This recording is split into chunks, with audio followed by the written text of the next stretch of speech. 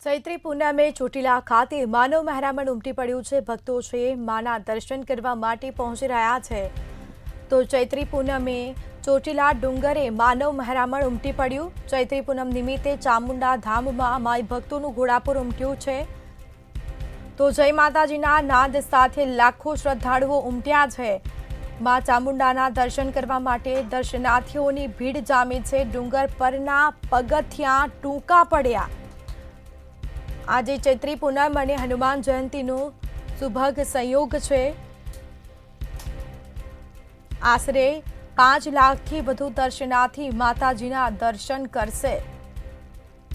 લોકોની સુરક્ષા માટે સ્થાનિક પોલીસનો ચાપતો પોલીસ બંદોબસ્ત ગોઠવવામાં આવ્યો છે। માં ચામુંડાના દર્શન કરવા માટે ભક્તો છે મંદિરે પહોંચી રહ્યા છે। જય માતાજીના નાદ સાથે લાખો શ્રદ્ધાળુઓ દર્શન કરવા માટે પહોંચ્યા। તો આજે ચૈત્રી પૂનમ અને હનુમાન જયંતીનો આ સુભગ સંયોગ છે અને દર્શન કરીને ભક્તોએ ધન્યતા અનુભવી છે।